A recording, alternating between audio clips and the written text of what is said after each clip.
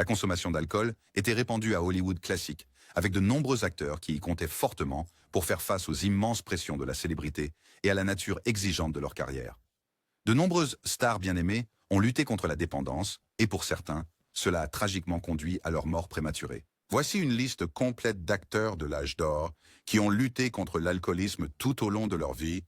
Humphrey Bogart, l'iconique pour ses rôles dans des classiques comme Casablanca et Le Faucon Maltais. Humphrey a lutté contre une addiction significative à l'alcool tout au long de sa carrière. Sa consommation excessive d'alcool étant à la fois une lutte personnelle et parfois entrelacée avec son personnage à l'écran de détective endurci et fatigué par le monde. La tendance de Bogart à boire conduisait souvent à des horaires de travail irréguliers et à des relations tendues. Ses amis et collègues ont noté que son alcoolisme était un mécanisme pour faire face aux pressions d'Hollywood et à ses insécurités personnelles. Malgré son talent et son dévouement, la consommation excessive d'alcool de Bogart a probablement aggravé ses problèmes de santé, contribuant à sa mort prématurée à 57 ans d'un cancer de l'œsophage. Son addiction a mis en lumière le côté sombre du glamour hollywoodien, illustrant comment même les stars bien-aimées luttaient avec des démons personnels. Errol Flynn, il était un buveur notoire, consommant plusieurs boissons alcoolisées chaque jour. Les rapports suggèrent qu'il buvait souvent plusieurs verres de whisky et de champagne, parfois à l'excès, ce qui alimentait son style de vie de fête légendaire. Son alcoolisme effréné perturbait fréquemment les productions de films, entraînant des appels manqués, de l'imponctualité et un comportement erratique sur le plateau. Les réalisateurs et co-stars peinaient à gérer ses humeurs imprévisibles et sa fiabilité, provoquant des retards et des tensions pendant les tournages. L'alcoolisme de Flynn n'a pas seulement terni sa réputation professionnelle, mais a également entraîné de nombreux problèmes juridiques, y compris des arrestations pour ivresse et des allégations de mauvaise conduite. Cette addiction persistante a contribué à un déclin de sa carrière, limitant les rôles principaux et éclipsant ses succès antérieurs. De plus, ses relations personnelles ont souffert et sa santé s'est détériorée, accélérant finalement sa mort précoce à 50 ans. Judy Garland. Judy Garland a lutté contre une grave dépendance à l'alcool et aux médicaments sur ordonnance tout au long de sa vie.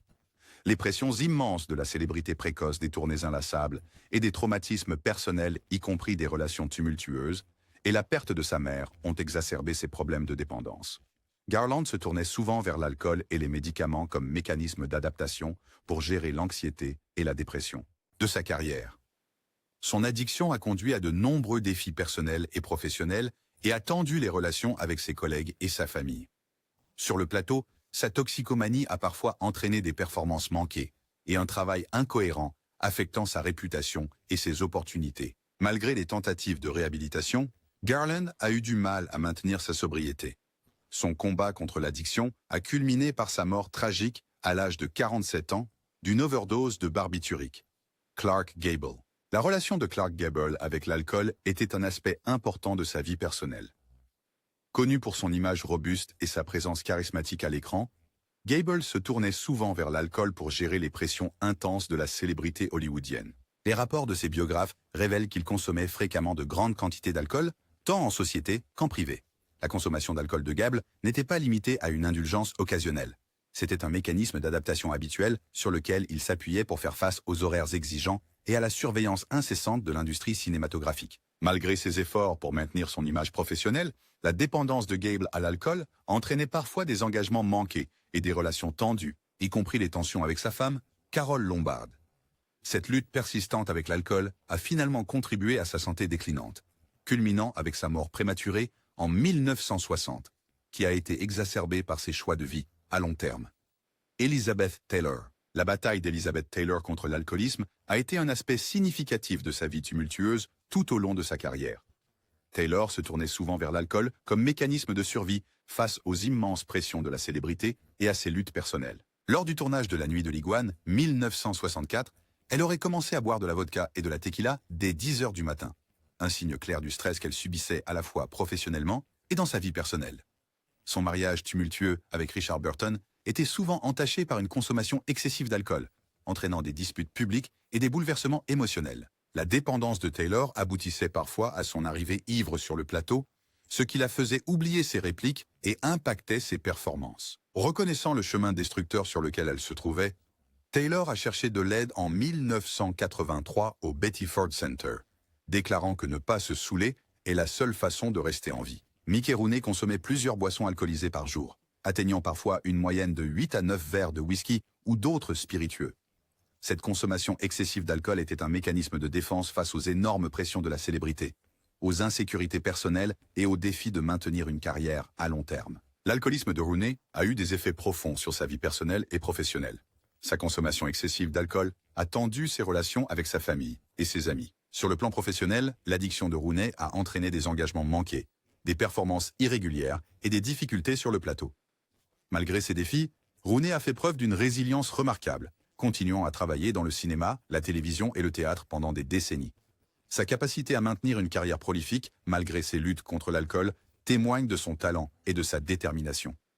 Spencer Tracy. Bien que Spencer Tracy ait gardé sa consommation d'alcool privée, il consommait souvent tellement de verres de whisky ou d'autres spiritueux par jour qu'il buvait avant de commencer ses tournages, mais il était tellement doué dans sa profession qu'il a remporté 2 Oscars et a joué dans de nombreux films acclamés tels que Devine, Qui vient dîner et Procès de singe. Bien que l'engagement de Tracy envers son métier soit resté fort, il y a eu des occasions où sa consommation d'alcool a affecté son travail, y compris des répétitions manquées et des moments de comportement erratique sur le plateau. Malgré ces défis, le talent remarquable et la dévouement de Spencer Tracy ont assuré que son héritage dans le cinéma perdure, illustrant sa capacité à performer au plus haut niveau, même en luttant contre des démons personnels. Bien que John Huston ait conservé une présence charismatique et créative tant derrière que devant la caméra, sa lutte contre l'alcoolisme a été un fil conducteur constant tout au long de sa carrière. Huston était connu pour consommer plusieurs verres de whisky par jour, s'adonnant souvent à des séances de boissons intensives qui commençaient tôt dans la journée et se poursuivaient jusque tard dans la nuit. Cette consommation d'alcool incessante perturbait souvent son travail, entraînant des retards dans les productions cinématographiques et des relations tendues avec les membres de la distribution et de l'équipe.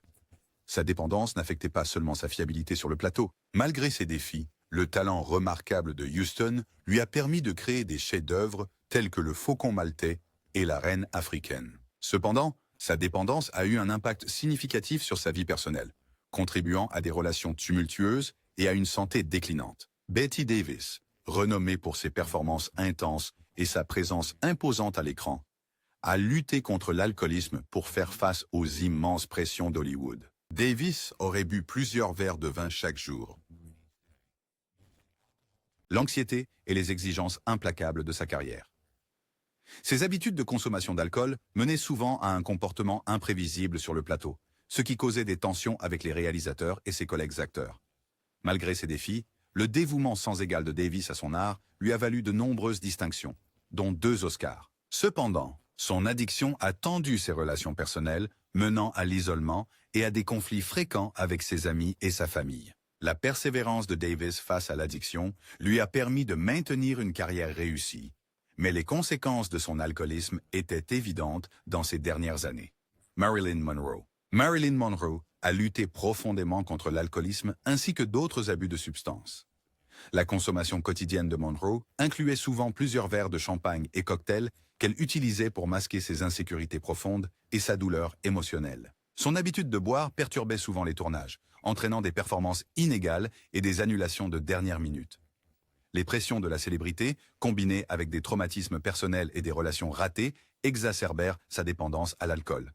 L'addiction de Monroe entravait non seulement sa fiabilité professionnelle, mais tendait aussi ses relations avec les réalisateurs, ses co-stars et ses amis. Alan Ladd était connu pour consommer plusieurs verres de whisky par jour, utilisant l'alcool comme refuge face aux pressions de sa carrière exigeante et de ses luttes personnelles.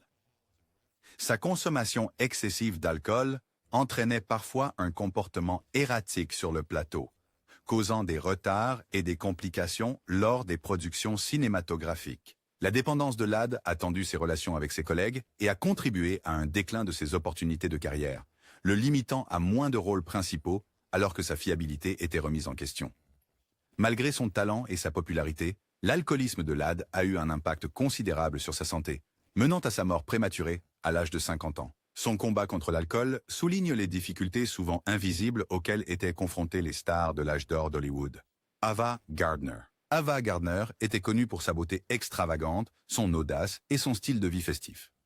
Son ascension vers la gloire était également marquée par l'alcoolisme, des rapports indiquant qu'elle consommait jusqu'à 10 verres de tequila par jour. Cette consommation excessive alimentait des romances passionnées et menait à des disputes mémorables tant sur le plateau qu'en dehors. Lors du tournage de La Nuit de l'Iguane, Gardner préférait boire de la tequila avec le réalisateur John Huston plutôt que de tourner les scènes de nuit, ce qui provoquait des retards importants. Ces comportements excessifs ont tendu ses relations avec les studios et ses collègues, mettant souvent en péril ses rôles. Malgré ses frasques, ce furent finalement les cigarettes, et non l'alcool, qui lui coûtèrent la vie. Frank Sinatra. Frank Sinatra consommait un flacon de Jack Daniels quotidiennement, soigneusement préparé avec 4 glaçons, 2 doigts de whisky et un trait d'eau. Cette consommation régulière alimentait souvent ses tendances agressives, menant à de nombreuses disputes avec des journalistes et des pairs. L'alcoolisme de Sinatra a affecté ses relations professionnelles, causant des tensions avec les studios et ses collègues artistes. Malgré ces luttes, le charisme et le talent de Sinatra ont permis à sa carrière de prospérer. Mais les combats constants avec l'alcool ont eu des répercussions sur sa vie personnelle.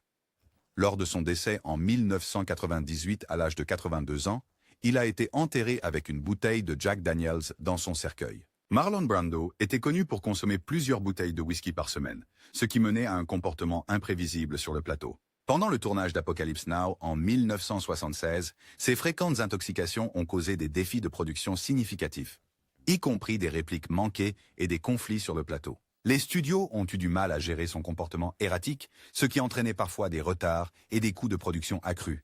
Malgré ces problèmes, cela lui a valu un Oscar du meilleur acteur pour Le Parrain, 1973. Son alcoolisme, cependant, a éclipsé sa carrière ultérieure, limitant ses rôles et contribuant à son héritage complexe. Brando est décédé en 2004 à 80 ans, laissant derrière lui un héritage marqué à la fois par le génie et les troubles personnels. Liza Minnelli. Consommant jusqu'à 10 verres de vin par jour, Minnelli utilisait l'alcool pour faire face aux pressions de la célébrité et à l'isolement personnel. Son addiction a conduit à plusieurs séjours en cure de désintoxication, perturbant les productions cinématographiques et théâtrales, et tendant les relations avec les studios et les collègues. Des cas de consommation excessive d'alcool incluaient des prestations manquées et un comportement erratique lors des répétitions, ce qui menaçait la stabilité de sa carrière. Malgré ces défis, la détermination de Minnelli lui a permis de transformer ses luttes en performances puissantes, recevant des critiques élogieuses et consolidant son statut d'icône de résilience. Sa capacité à surmonter la dépendance tout en maintenant une carrière réussie témoigne de manière inspirante de sa force et de son talent. Sammy Davis Jr. consommait jusqu'à 13 bouteilles de bière par jour, utilisant l'alcool comme refuge contre les pressions raciales et le style de vie exigeant d'Hollywood. Sa consommation d'alcool a entraîné des problèmes de santé et des relations tendues avec ses pairs et les studios, provoquant parfois des perturbations sur le plateau et des engagements manqués. Des incidents notables incluent des altercations alimentées par une agressivité induite par l'alcool, ce qui a entraîné des tensions au sein du Rat Pack et des ennuis judiciaires. Malgré ces luttes, les performances dynamiques de Davis et sa présence charismatique ont assuré son héritage durable dans le divertissement. Davis est décédé en 1990 à 64 ans d'un cancer, laissant derrière lui un héritage de talent et de résilience. Burt Reynolds consommait jusqu'à 10 verres de bourbon par jour, aggravé par des blessures et une dépendance aux analgésiques. Sa forte consommation d'alcool a entraîné des excès qui ont impacté sa carrière, y compris des rôles manqués et des incidents sur le plateau qui ont tendu ses relations avec les studios et réalisateurs. Des exemples notables incluent un comportement erratique lors des tournages de films et des disputes médiatisées, ce qui a terni sa réputation professionnelle. En cherchant un traitement à la fin des années 1990, Reynolds a réussi à surmonter son addiction, retrouvant son héritage à Hollywood avec des performances acclamées, jusqu'à son décès en 2018 à l'âge de 82 ans. La lutte de Reynolds contre l'alcool a mis en lumière les défis de maintenir une carrière au milieu de luttes personnelles.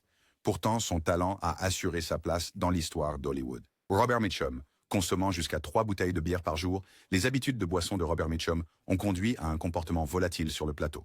Pendant le tournage de His Kind of Woman, il a attaqué des cascadeurs, prenant leurs actions pour la réalité, ce qui a entraîné des retards de production et des relations tendues avec l'équipe. Sur le plateau de Not as a Stranger, Mitchum l'a décrit comme une brasserie, où la consommation d'alcool commençait le matin et se poursuivait jusque tard dans la nuit, illustrant l'impact envahissant de son addiction. Son alcoolisme a conduit à des performances manquées et à un travail irrégulier, limitant ses rôles et diminuant sa réputation auprès des studios.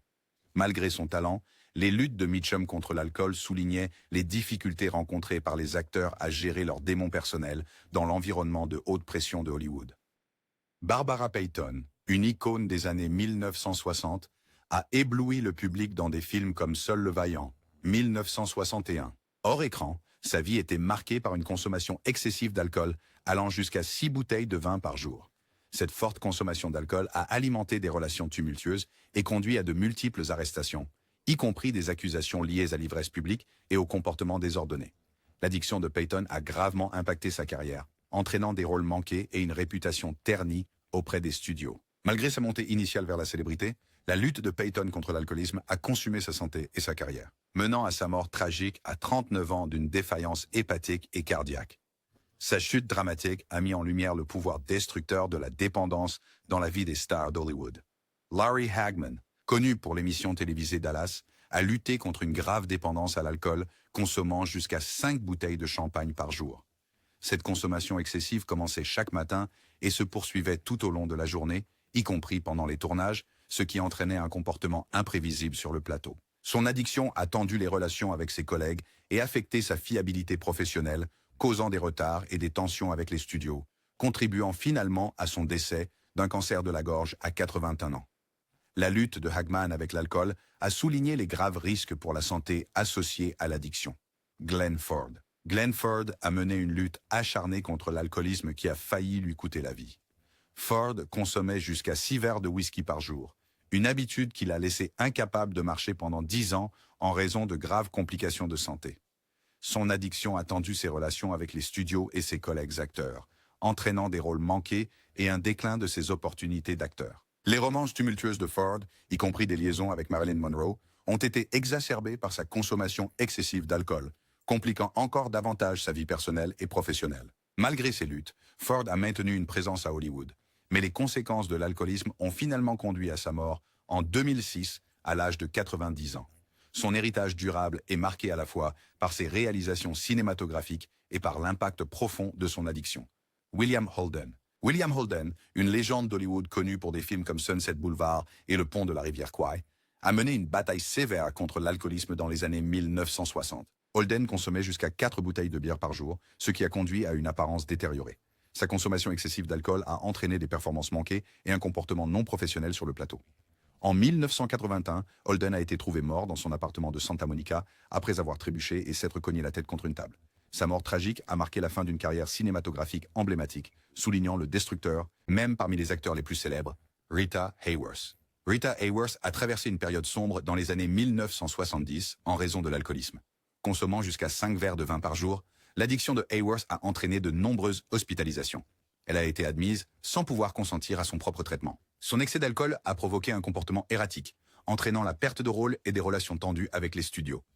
Le mode de vie de Hayworth, marqué par une consommation excessive d'alcool, a abouti à une vie de solitude. Cette période a marqué le dernier aperçu de Hayworth avant le déclin isolé de sa carrière. Son combat contre l'alcoolisme soulignait les profondes luttes personnelles cachées derrière sa personnalité publique glamour. Mickey Rourke. Mickey Rourke a traversé des années turbulentes dans les années 1980 en raison de l'alcoolisme. Rourke consommait souvent jusqu'à 5 bouteilles de bière par semaine, ce qui entraînait une intoxication visible lors de fêtes et sur les plateaux de tournage. Sa consommation excessive d'alcool a entraîné un comportement erratique, la perte de rôle et des relations tendues avec les réalisateurs et ses costards. Des incidents notables incluent l'ivresse publique et les conflits sur le plateau qui ont perturbé les productions. Malgré ces défis, les performances intenses de Rourke l'ont maintenu en demande, bien que son addiction menaçait continuellement la stabilité de sa carrière. À la fin des années 2000, Rourke a fait un retour remarquable avec The Wrestler, démontrant sa capacité à surmonter sa dépendance et à retrouver sa place à Hollywood. Natalie Wood. Natalie Wood, star de West Side Story et This Property is Condemned, a eu des problèmes avec l'alcool dans les années 1970 et au début des années 1980. En consommant jusqu'à 3 verres de vin par jour, la consommation d'alcool de Wood était souvent accompagnée d'anxiété et de stress liés à sa carrière d'actrice. Des incidents notables incluent des manifestations publiques d'intoxication et des conflits durant les productions cinématographiques, ce qui a affecté sa réputation professionnelle. Tragiquement, en 1981, Wood s'est noyé après une nuit de boisson sur un yacht dans des circonstances mystérieuses qui sont restées un sujet de spéculation. Sa mort prématurée à 43 ans a mis fin à un héritage cinématographique lumineux, illustrant l'impact dévastateur de l'addiction.